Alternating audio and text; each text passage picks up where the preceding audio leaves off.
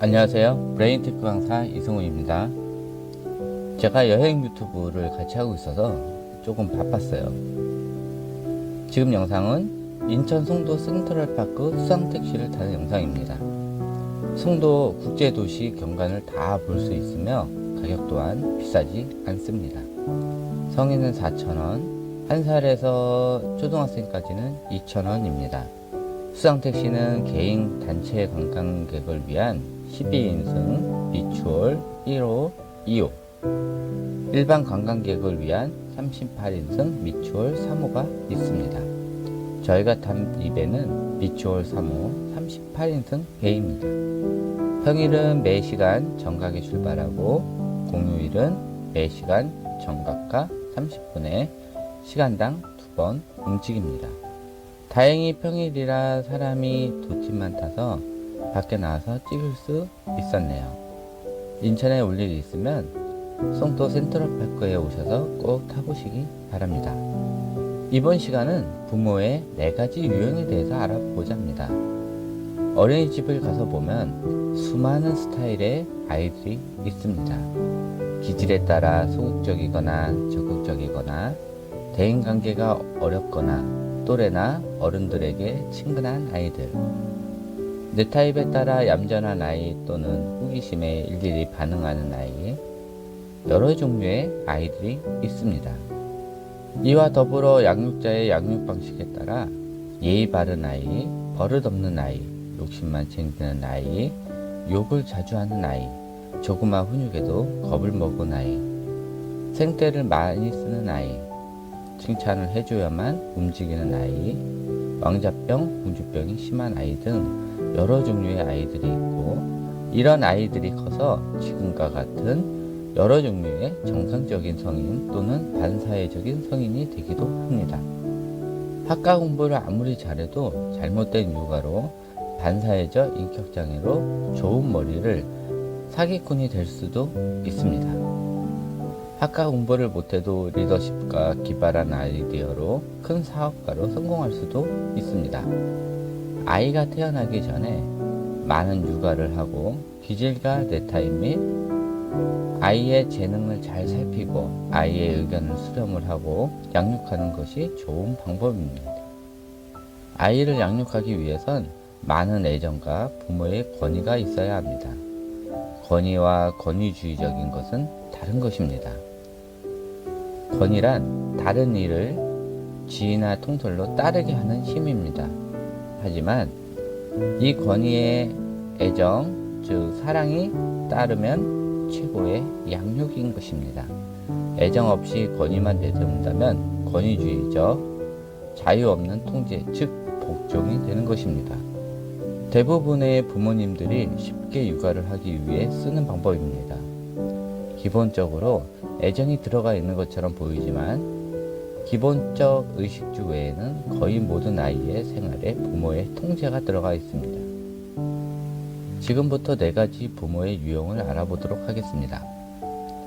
권위를 보통 통제라 지칭하며 통제와 애정이 결합된 권역 양육, 즉 민주적 양육을 얘기를 하며 통제와 애정이 결핍된 권위주의적 양육, 즉 독재적 양육입니다. 애정은 있으나 통제가 없는 허용적 양육이 있고 애정도 없고 통제도 없는 방임적 양육이 있습니다.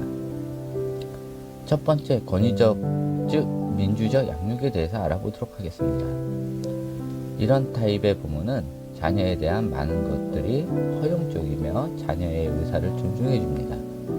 지나친 범위박이 아니면은 자녀 스스로 선택할 수 있는 기회를 주며 자녀의 감정과 생각, 욕구에 세밀히 관찰하며 읽으려고 하는 편입니다. 이런 아이들은 부모와의 관계도 좋으며 항상 행복해 있고 결정적으로 높은 자존감을 보입니다. 아이들이 끈기가 있으며 부모에게 협조적이고 자녀도 부모의 입장을 고려하며 사회성도 좋습니다. 두 번째, 권위주의적 양육에 대해서 알아보겠습니다. 이런 타입의 부모는 자녀에게 지나친 관심을 억압과 간섭으로 표현하며 아이 스스로 결정을 용납을 못합니다. 무조건 부모의 의지대로 움직여야 하며 부모의 욕구가 충족될 때까지 아이는 부모의 그늘 아래서 움직임만 허용되며 대부분 자유가 없습니다.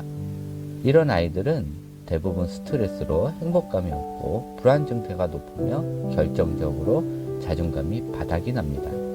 본인 자신에 대한 신뢰감이 없고 조기 우울증에 빠질 수 있습니다.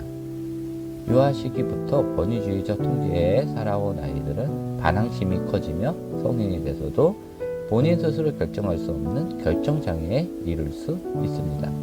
우리나라 양육 방식의 대부분입니다. 보통 어른들이 하는 맹목적으로 엄마 말 잘 들어라 라는 말 자체가 권위주의적인 말이며 아이에게 매우 위험한 베스트 3의 말입니다. 세 번째, 허용적 양육 태도입니다. 이것이 요즘 권위주의적 다음으로 많이 하는 양육 스타일입니다. 요즘 아이들이 하나 또는 둘이다 보니 애지중지 키우다 보니 다 허용해 줍니다.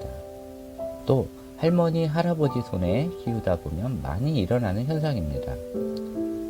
대부분 자녀의 행동에 통제에 관심이 없고 아이들이 도를 벗어난 행동을 보이는데도 그냥 보고만 있습니다.